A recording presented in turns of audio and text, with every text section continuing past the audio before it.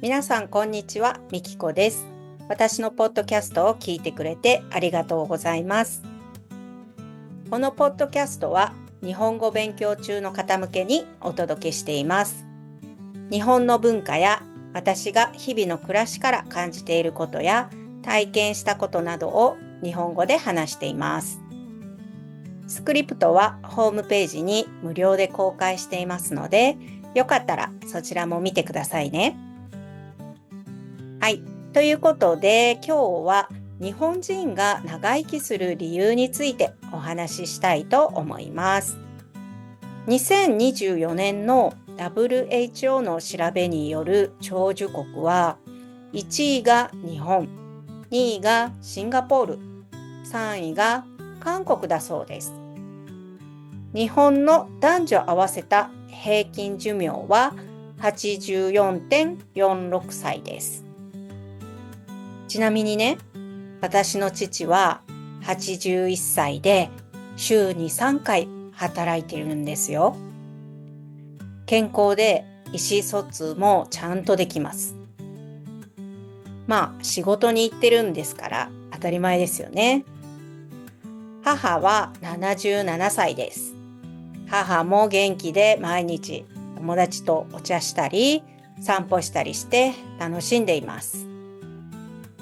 今日はなんで日本人は長生きするんだろうっていうのを私なりに考えて話したいと思います。まずは皆さんに質問ですが、皆さんは長生きしたいですか？私は健康で自分で何でもできるんだったら長生きしたいです。一番大切なのは健康かな。人に面倒を見てもらわないと生きていけないなら、長生きにこだわらないかなって思います。自分で自由に何でもできるから人生って楽しいんだろうなって思うし。でも自分の親に対しては長くこの世にいてほしいって思っちゃいますけどね。矛盾していますよね。親の存在って偉大なんだなって改めて思います。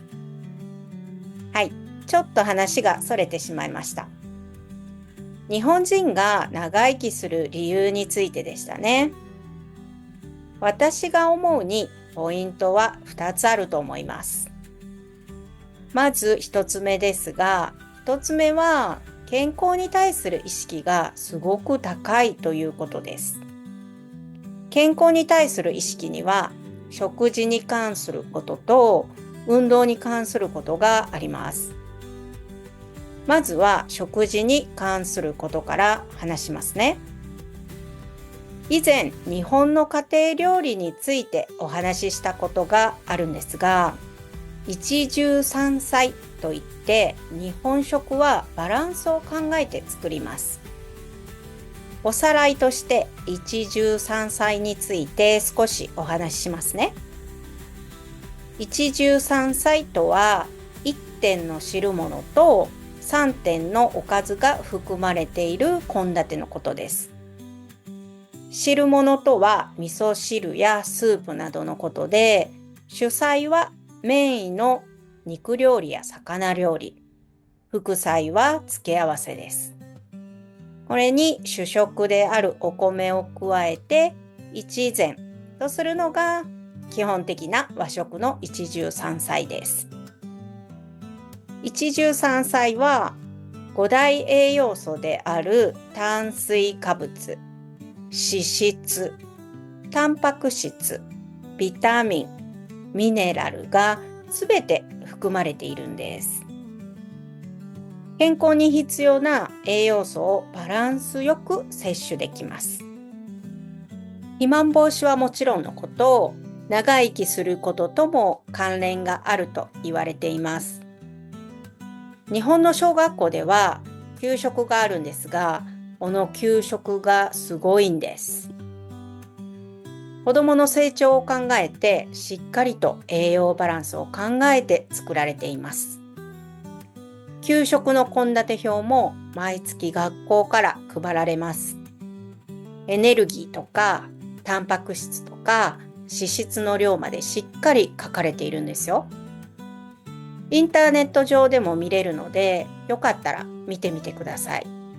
リンクを貼っておきますね。これも私にとっては当たり前のことだったんですが、海外に住むとこれもすごいことだったんだなーって思います。今、小学生の給食の話が出たので、ついでに話すと、学校では毎年健康診断もあります。夏のプールの時期には目や耳の検査もします。健康診断の結果が悪いとプールに入れません。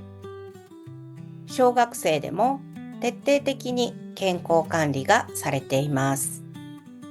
健康への意識が高いですよね。社会人になったら会社で必ず年に1回健康診断があります。健康じゃないと働けませんからね。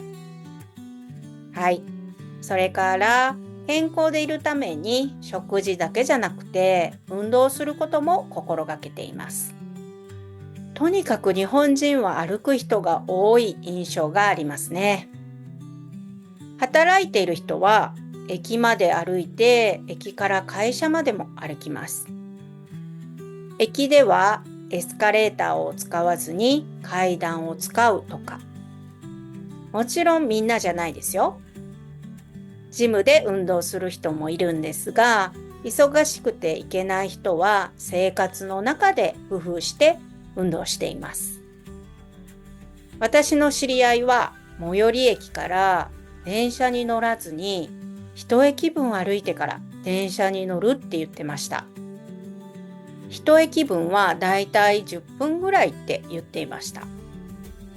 あとは自転車に乗る人も多いです。私も日本に住んでいた時はどこへ行くにも自転車に乗っていました。30分ぐらいで行ける距離なら電車を使わずに自転車を使っていました。今でもインドネシアで自転車に乗っています。通勤も自転車です。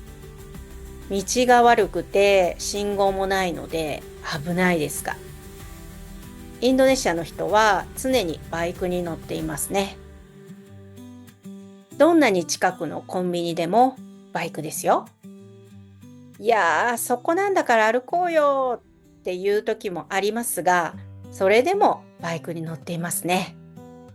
こんなに体を動かさない人もいるんだなぁと最初はカルチャーショックを受けました。食べるものも油物が多いので、健康について気にしてないのって聞いたら、あまりしていないって言っていました。美味しいから食べるって言っていました。確かに間違えてない。美味しいものは食べたいし、日中は暑いから歩きたくないですよね。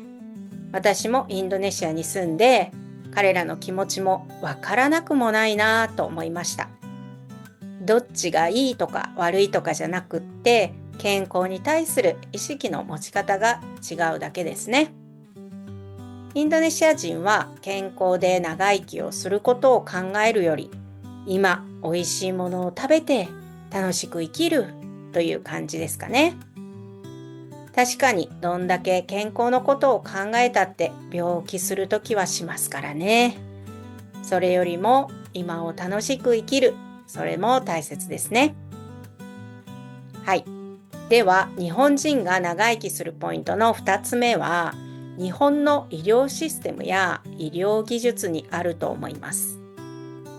例えば脳梗塞や心臓発作など緊急を要するときは救急車を呼べば無料で来てくれるし、スピードも速いです。